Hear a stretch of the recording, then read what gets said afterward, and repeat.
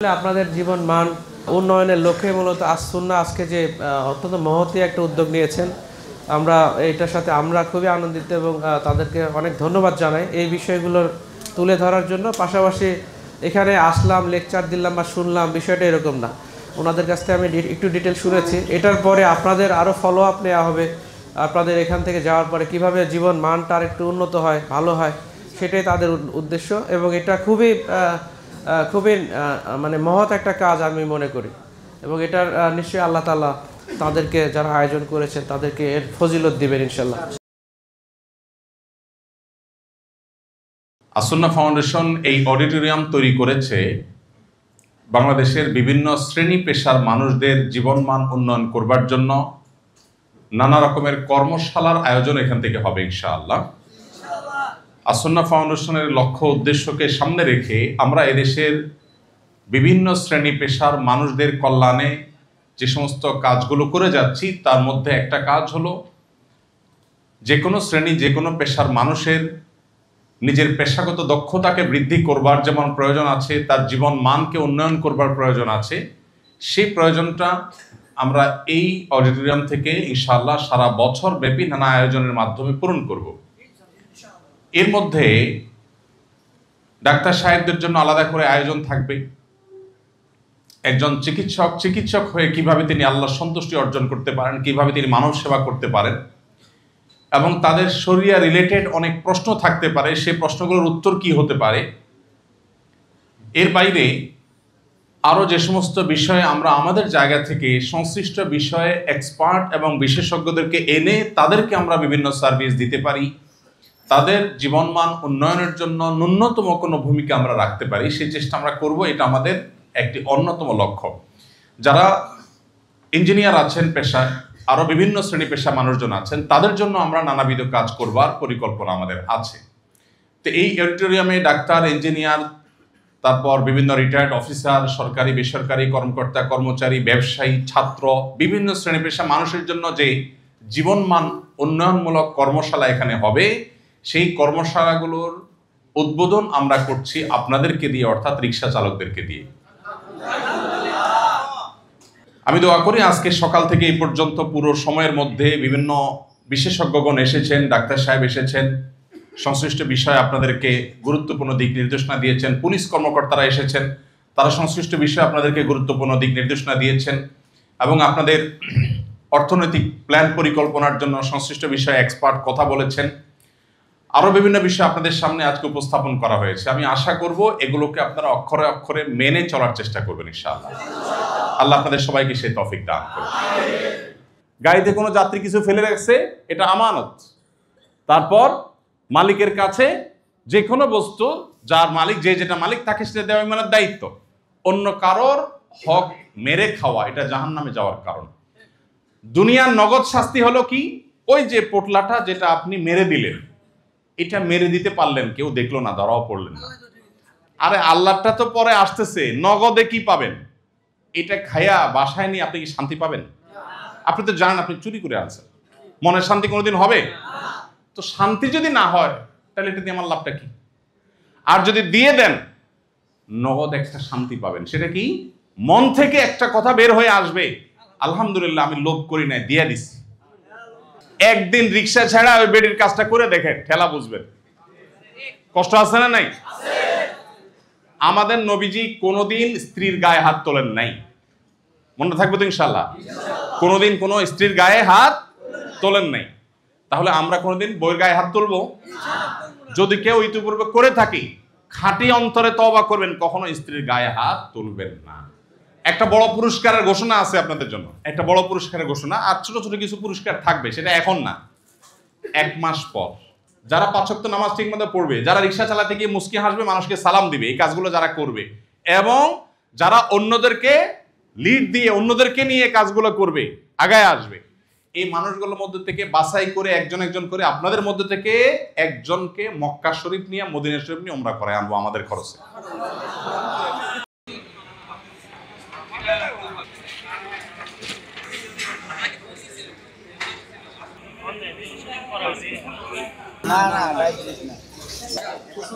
না না মুন্সিগঞ্জ আলাদা করে আছে।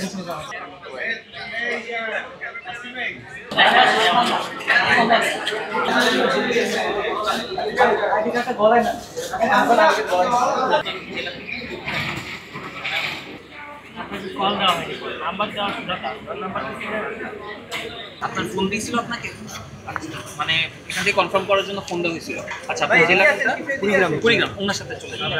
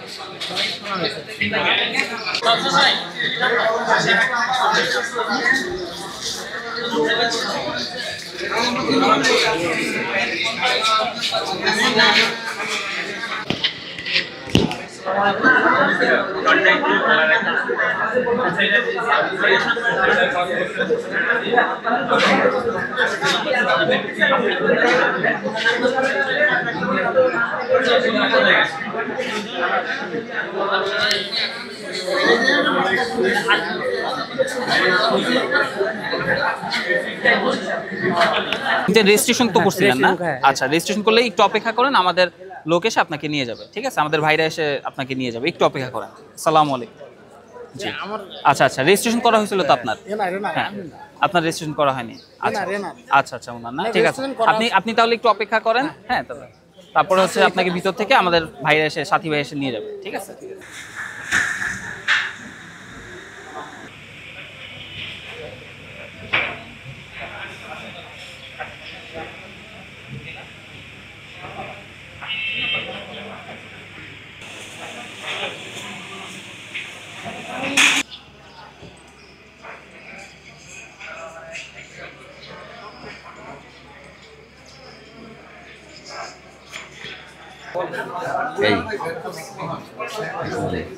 বলেন কিভাবে আসলেন, কিভাবে?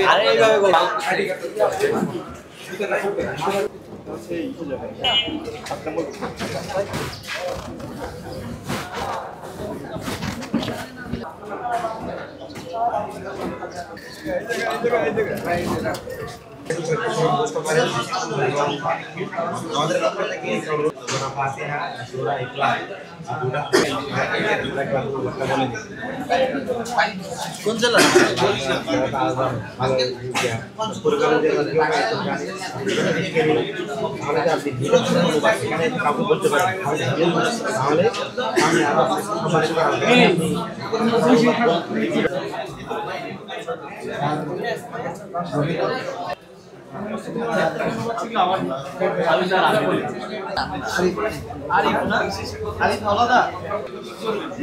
লাস্টে 290।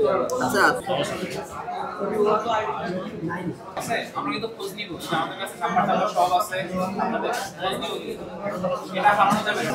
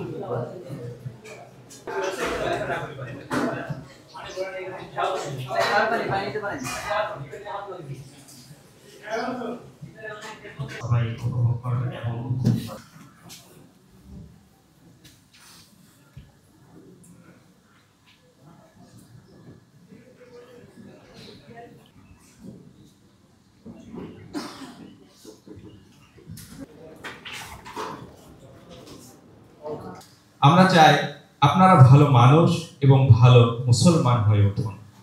আমরা চাই গ্যারেজের মালিকের কাছে ঠিক আছে, তার মানে গবেষণাটা ঠিক আছে। এভারেজে দেখা গেছে 10 থেকে 12 ঘন্টা রিক্সা চালায়। আজ এই দুধটা আপনারা খাচ্ছেন তবে তা আমি কিন্তু ওই ড্রাইভার ভাইকে জিজ্ঞেস করছিলাম যে ভাই একটা কথা জিজ্ঞেস করি, উনি আমাকে বলছিল আমি বলছি যে এই সম্পর্কে আপনি জড়াইছেন ঠিক আছে কি পারি, তাহলে কিন্তু আমরা আসলে যতই নিজেদেরকে আমরা পরিবর্তন করতে চাই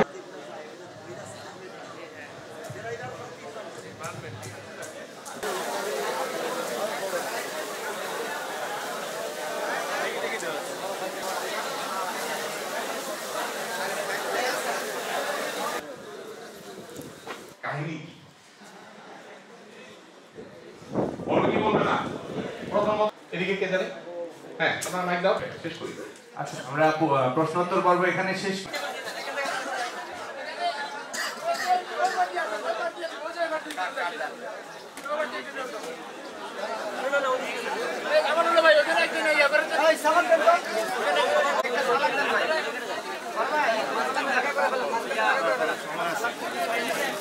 ধন্যবাদ ভাই আপনাদের সবাইকে।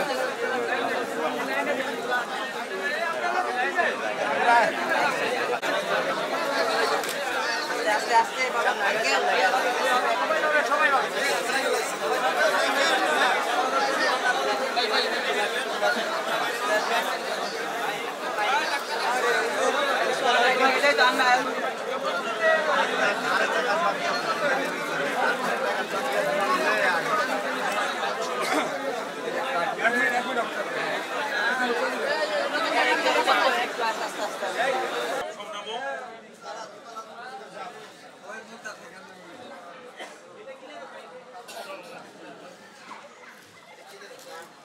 শিক্ষারও পাই না, প্রতি মাসে মাসে হবে, তাহলে আমরাও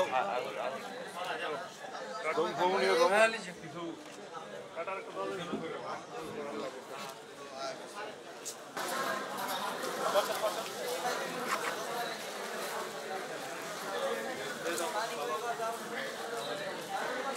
Thank you.